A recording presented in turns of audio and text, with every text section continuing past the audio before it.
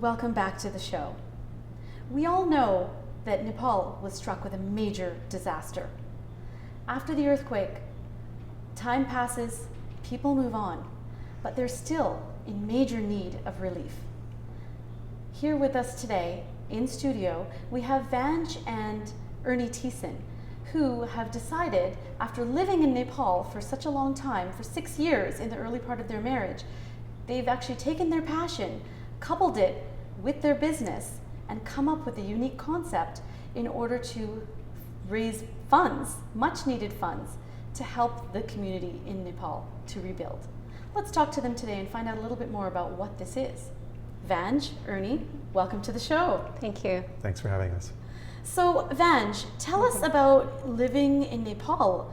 I mean, that must be extremely different than living out here. Ernie sometimes calls it our 6-year camping trip. Aha. We were welcomed so warmly into a tiny village in the remote part of Nepal. And our children became friends with their children, and the women and I got to know each other well. So you took your children? We did. Okay, you had three children, so they were, how old were they at this time? They were 1, 2, and 4 when we went to Nepal. Wow, okay, and so they grew up in, what was it like, the living conditions?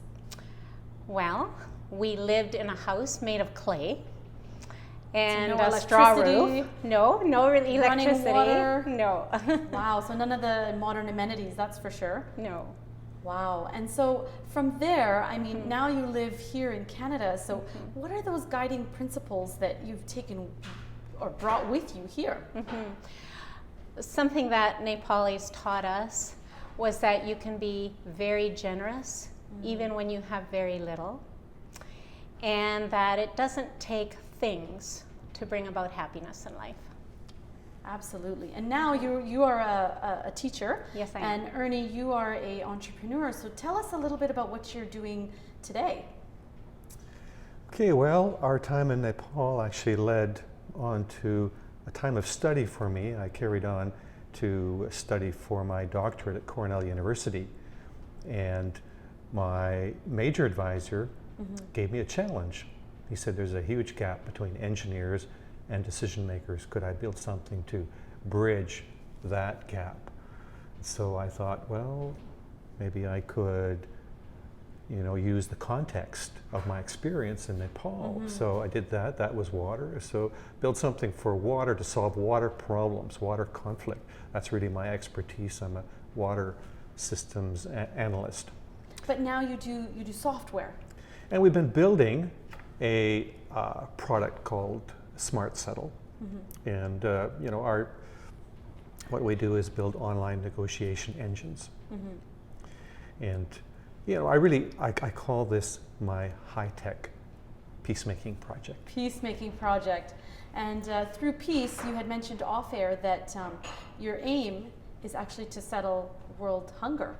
And so through that initiative, you decided to start obviously from home because you are very passionate about your time in Nepal, and even now today, you started this fundraising initiative. So tell us a little bit about this fundraising initiative of yours.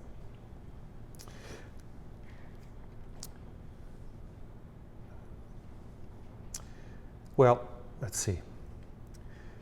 When the earthquake happened, then we obviously got emails. We were in discussion with our friends there. And so it hit close to home, clearly. It did. Yes. And these are friends that we've known for over 30 years. Yeah, Right. Yeah. And I was already involved in this project building Dutch e-auction. And we thought, well, how can we, there's an urgent need there. There's a need to build this and get it off the ground. How can we combine those two? And we had this idea. Let's use our inaugural auction to raise money for Nepal. Right. And now you're in partnership with Habitat for Humanity for this project as well. So how exactly does it work? I mean, like dealerships, like car dealerships come to you and they decide to auction their cars. How exactly does it work? We're inviting dealers throughout the BC Lower Mainland to come to us and list their pre-owned inventory, whether they have 10 cars or 100 cars or more. on the Dutch e-auction website. And we have a unique process there that we're building. It's already built, we're just testing it. And you can go to dutcheauction.com and see a 3-minute video to see how it's going to work. And we will, it's sort of an optimization process where we will match the buyers and sellers so that everybody gets a better deal.